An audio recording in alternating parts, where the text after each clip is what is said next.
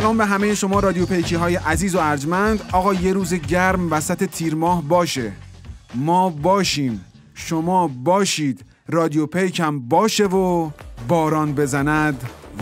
چشم تو در چشمم و این حال تماشایی و باران بزند وای، حدس تو از حسم و این حس معمایی و باران بزند وای.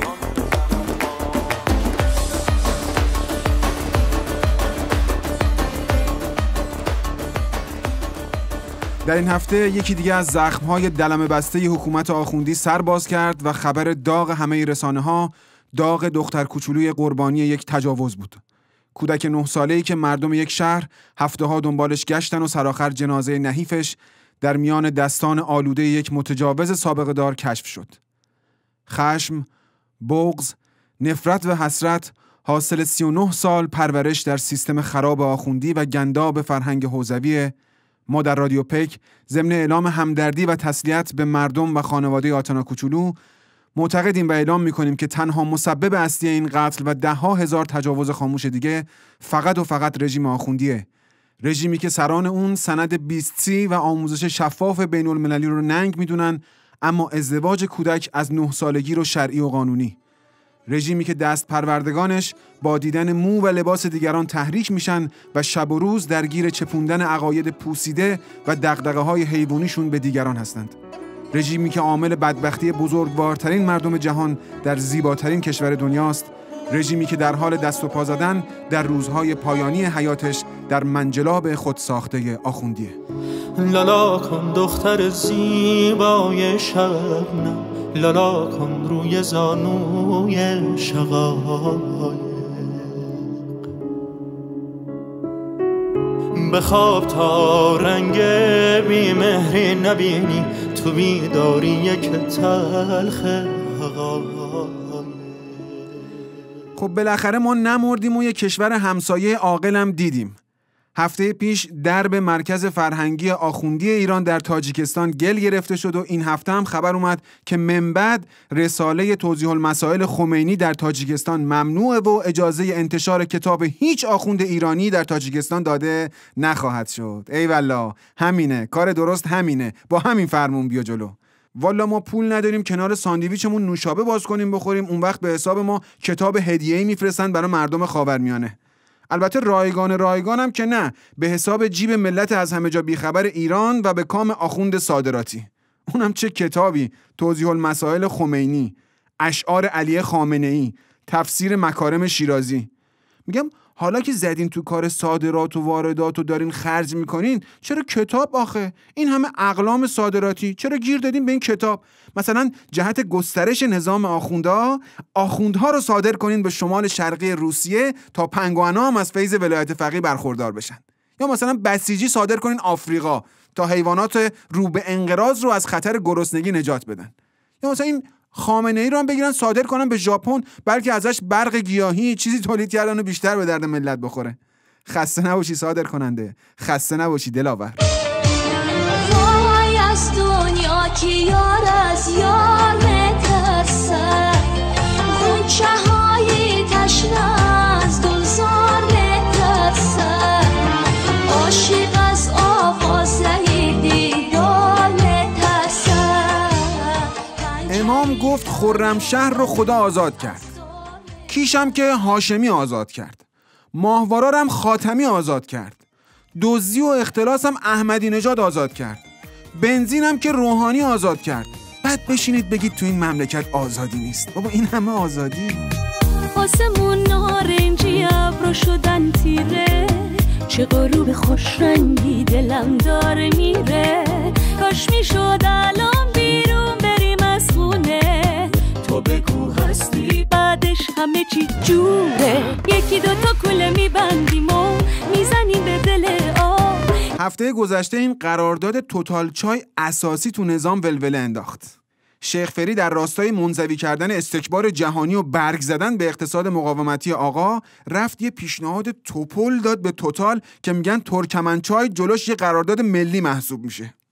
حالا هدف شیخ فری این بود که اروا عمش به آمریکا بگه حالا که تحریم کردیم منم میرم با توتال دل و جیگر سیخ میزنم و از این داستانا. اما خبر نداشت که دوره این قر و قمیشا گذشته و جسم ناقص عظما حتی آمپول تقویتی توتال رو هم پس میزنه. سپاه هم در اومد که آقا مملکت رو به فنا دادید، مگه ما دستمون اینجوریه که دولت رفت و توتال قرارداد بست؟ ما خودمون دولت با تفنگیم. خلاصه امام جمعه ها و علم الهدا هم فرصت رو مناسب دیدن و شروع کردن به زدن پنبه شیخ فری. مردم بیدار ما نمیفهمن که آقا در یه قراردادی که آورده ایران به اندازه شرکت خارجی است، ملکم مال ایرانه، ملکم در ایرانه، اصل سرمایه و هستی هم مال ایرانه. سهم ایران در این قرارداد 19.9%، سهم یه شرکت چینی 30 و چند درصد، سهم شرکت فرانسوی 51%. اینا عقلشون نمیرسه این چه جور معامله است. یه جوری صحبت میکنه انگار روحش هم خبر نداشته، انگار نه انگار دست خود عظما تو کاره و در جریان همه امور هست. الان بدبخت به خودش میگه دار و نداره که بردن، هیچی هم که کف دستمون نذاشتن، نه تونستیم جلوی اون گرد همایی رو بگیریم، نه تحریما کم شد، نه وضعیت عادی شد، سگ و سیله های نظام هم که پیچیدن تو هم دیگه. اینجاست که میزنه زیر آواز و میگه مثال کسی که قهر طبیعت همه دار و ندارش رو میگیره، حیرون موندم. یا بیماری که چشمش به طبیبه، طبیبش میگه تا فردا میمیره، حیرون موندم. دوباره یه نفر یه نامه نوشته. حدس بزنین کی؟ خب معلومه دیگه، اون کیه که ماهی یه نامه میمیسه؟ اونی که به اوباما نامه نوشت، به ترامپ نامه نوشت، به قوه قضاییه نوشت، به مادر چاوز نوشت. بله درست حدس زدین، دکتر محمود نامه نژاد.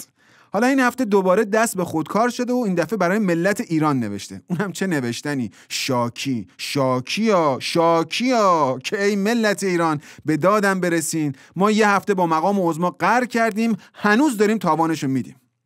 بعد یه جایی از نامش جوش آورده و نوشته که گویا ما هم مرغ عزا هستیم هم مرغ عروسی. مرغ؟ قط احمدی نژاد؟ واقعا این چه تشبیهی بود برای نسبت مرغ. من الان 2 ساعته که دارم با خودم کلنجار میرم این احمدی نژاد چطوری تونست خودشو به مرغ تشبیه کنه. واقعا ظلمه به جامعه مرغ‌ها.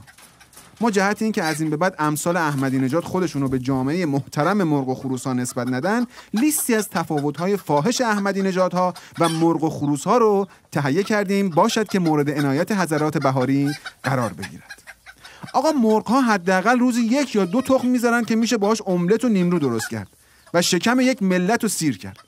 اما احمدی نژاد تهش سالی 1 تخم میذاره که اونم بازش کنی از توش یه بابک زنجانی، سعید مرتضوی، محمد رحیمی چیزی در میاد که دست به دست هم میدن یه ملت رو گرسنه‌تر نگه میدارن.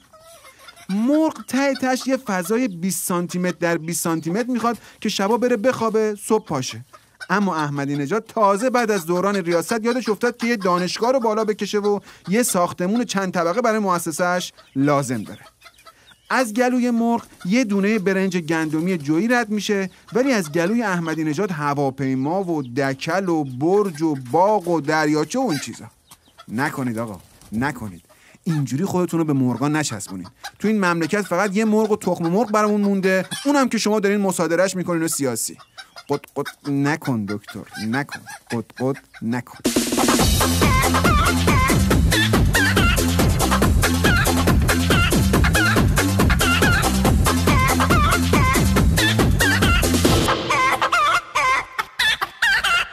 یکی از علایق جمهوری آخوندی اینه که تو هر جایی از دنیا یه رد پایی از پشکل‌های خودش بنا کنه. جدای از سفارتخونه و کنسولگری‌های رژیم و کلی مسجد و خونه فرهنگی که 100 البته دلارش به تومن از جیب ملت بیخبر میره، خیلی علاقه دارن که شعبات دیگه هم باز کنن. در راستای تلاش برای این امر، رئیس بسیج دانشجویی محسن دهنوی رو این هفته فرستادن آمریکا که کاخ سفید رو تبدیل به حسینیه کنه و گردن مجسمه آزادی چفیه بندازه. اما گویا عملیات در همون اول فرودگاه خنثی شد و بازداشت و دیپورت. حالا اینکه این پروژه حسینیه کردن کاخ سفید به فنا رفت به کنار، اما مگه همین بسیجا نیستن که فکر و ذکر و ورد هر شب و روزشون مرگ بر آمریکاست و کارشون آتیش زدن پرچم استکباره؟ پس سفر با زن و بچه به قلب آمریکاتون چیه؟ حرم و مدافعان حرم و تو سوریه تنها ول میکنی میری واشنگتن بگی چند منه آخه. دیگه از این به بعد اگه آخوندی مرگ بر آلمان گفت و فرداش سوار بنز شد تعجب نکنین. اگه بسیجی مرگ بر انگلیس گفت و فرداش تو پاساژهای لندن حین خریدن لباس مارک دیدین تعجب نکنین. اگه کسی مرگ بر اروپا گفت و فرداش تو جزایر قناری دیدینش تعجب نکنین. کلن بیاین قول بدین از این به بعد از هیچی تعجب نکنین. بله تعجب نکن، عادی باش، طبیعیه. آقا با شما هستم، تعجب نکن.